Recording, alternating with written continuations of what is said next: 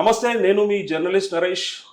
మొత్తానికి ఖమ్మం, వరంగల్, నల్లగొండ పట్టభద్రుల ఎమ్మెల్సీ స్థానానికి పోటీ పడుతున్నటువంటి అభ్యర్థి మన ముందున్నారు. మాట్లాడదాం అసలు ఎంత నమ్మకంతో ఉన్నారు. మనతో పాటు తీన్మార్ మల్లన్న ఉన్నారు, అలియాస్ చింతపండు నవీన్ కుమార్. అన్న గుడ్ మార్నింగ్. నమస్తే అన్న. నమస్తే అన్న. అన్న, నా గత ఇంటర్వ్యూ లాగా ఇంటర్వ్యూ ఉండదు, మీకు భయం అవుతుందా అనేది నా ఫస్ట్ ప్రశ్న.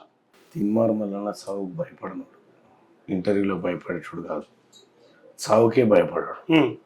దానికే భయపడనుడు, దీనికి భయపడాడు. అంటే మెజారిటీ రావాలనుకుని కోరుకున్న మల్లన్న ఇలా గెలిస్తే చాలు, బయట పడితే చాలు అనుకునేటట్టు అనిపిస్తోంది. మీరు అనుకుంటే నేనేం చేస్తారు, రేపు పొద్దుగాల రిజల్ట్ చూసినాక తెలుస్తారు కదా. రిజల్ట్ చూసిన తర్వాత మళ్ళీ మీరు ఉంటారు కదా, ఏడి కోరు కదా, ఆ రోజు రిజల్ట్ మెజారిటీయా లేకపోతే ఏం జరుగుతుంది అనేది మీరు చూస్తున్నారు. ఓకే, బట్ మీరు చేసిన ఛాలెంజ్ 27 తారీఖు లోపు ఎవడన్నా వస్తే ఆధారాలతో సహా నేను పోటీ నుంచి తప్పుకుంటా అని చెప్పారు కదా. సో సిద్ధమా దానికి? 100% భయం ఏం లేదు కదా దానికి? నేను సాక్ష్యాధారాలతో వచ్చిన, అందుకోసం.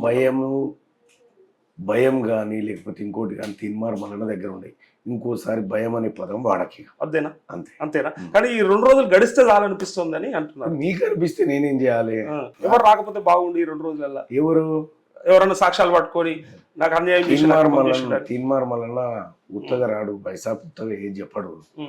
తీన్మార్ మల్లన్న ఏదన్నా చెప్తే 10 తరాలు వెనక 10 తరాలు ముందు ఆలోచించే చెప్తాడు, బట్టి నోటి మాటలు చెప్తుండే కాదు. ఓకే, కానీ నేను ఇదెవడో అంటే మీ దగ్గర పని చేసిపోయినోడో లేకపోతే ఆల్తు ఫాల్తుగాడో రోడ్డు మీద తిరిగి దానయ్యనో చేసిన ఆరోపణలు అయితే నేను రాకపోతే మీ దాకా.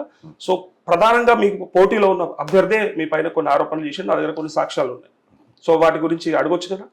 మీరు అడగొచ్చు, కాకపోతే ఏంటంటే ప్రజలకు ఎక్కడికి వచ్చేది కూడా కొద్దిగా అడగాలి. అంటే మీ ప్రత్యర్థి అశోకే చేసిండి నాకు ప్రత్యర్థి ఏందబ్బా, నువ్వు పోటీలో ఉన్నప్పుడు ప్రత్యర్థి అవుతాడు కదా. విషయం చెప్తా ఉన్నా, నా ప్రధానమైన పోటీ భారతీయ జనతా పార్టీతో ఉంది. ఓకే, బీఆర్ఎస్ పార్టీ వాళ్ళు ఏదో ప్రయత్నం చేస్తా ఉన్నారు. వాళ్ళ ఆరోపణలు ఆయన ఎవరో ఆరోపణ చేస్తే నేను చేయని చెప్తా అంటే ఒక మాట ఇప్పుడు ఆయన గురించి నేను చెప్పొద్దు అనుకుంటే నాతో వట్టిగానే చెప్పిస్తావు గఫోని. ఏమొద్దిగా ఆయన దగ్గర పోయి నీకు ఫోటో ఇస్తా, ఆయన దగ్గర పోయి ఈమె ఎవరని అడుగు, అంతే. ఏమొద్దిగా ఇంకా ఒక్క నిమిషం కూడా ఏమొద్దు, ఇదేందో తెలుసుకొని రా. ఆయన గురించి ఎలక్షన్ కమిషన్ చీట్ చేసినటువంటి చీటర్ గురించి నువ్వు నన్ను అడిగితే, చీటర్ నన్ను అడిగితే నేను సమాధానం చెప్పుడు, దానికి మీరు టైం ఖరాబ్ చేసుకున్నాడు ఎందుకండి అని. ఈమె ఎవరని అడుగు ఆయనని. అమ్మాయి ఆడపిల్ల కాబట్టి నేను చూస్తున్నావు కదా.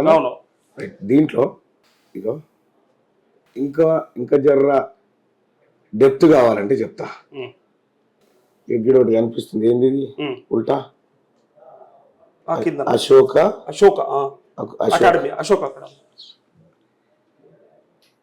ఈ పాపది వివరాలు అఫిడవిట్ లో పెట్టాడు. ఈ పాపది, ఈ అమ్మాయి వివరాలు ఎందుకు పెట్టలేదు, ఎలక్షన్ కమిషన్ ఎందుకు చీటర్ గురించి నువ్వు నాకు క్వశ్చన్ అడిగితే నేను ఏం చెప్తాను నరేష్ అన్న? నీలాంటి వాళ్ళు గొప్ప జర్నలిస్టులు వీళ్ళ గురించి అడిగితే నేను ఏం చెప్పాలి? వాళ్ళు నాకు తెలుసు ఆయన ఎందుకు వచ్చిందో, ఎవరు పంపిరు అనేది కూడా తెలుసు కదా. తెలంగాణ జాగృతిలో పనిచేసిన పిల్లాడు, బీఆర్ఎస్ పార్టీలో ఉన్నటువంటి పిల్లాడు. ఈ తెలియంది ఎవరికి? అంటే గతంలో ఎంతమంది ఎన్ని ఆరోపణలు చేసినా అవన్నీ కూడా కొట్టి పడేసారు. కానీ ఈసారి ఆయన పోటీలోనే ఉంటూ కూడా ఈ మాట అడుగుతా ఉంటే, మీ ల్యాండ్ క్రూజర్ ఎక్కడ ఉంది? కింద పార్కింగ్ అయితే కనపడలేదు నాకు, బయట ఉందా? నువ్వు తీసుకుపోయి ఉంటావు ఉందని చెప్పారు. మరి నువ్వు తీసుకుపోయి ఉంటావు. మేడ్చల్కి వెళ్తున్నాయి, 2 ఎకరాల ఫామ్ హౌస్ ఉందట మీకు. అది ఒక వైట్ పేపర్ తెచ్చుకొని చెప్తా. భూదాన్ పోచంపల్లిలో 21 ఎకరాల ఫామ్ హౌస్ ఉంది. పేదవాడికి నీకు రాసేయడానికి ఒక వైట్ పేపర్. చీకటి మామిడిలో 4 ఎకరాల ఫామ్ హౌస్ ఉందట, తీసుకొని పో వెంటనే. ఓకే, మహీంద్రా ఎక్స్యూ అయితే నేను చూసిన 700 ఉంది. బాగా చెప్తాది కంపెనీ బండి. సో ఇవన్నీ వస్తాయి మీ దృష్టిలో? లేదండి, నేనేమంటున్నా, అవన్నీ దొంగతనానికి గురైనాయి. బహుశా అశోక్ అని పిల్లాడి ఎత్తుకపోయి ఉంటాడు. ఇవన్నీ దొంగతనానికి గురైనాయి.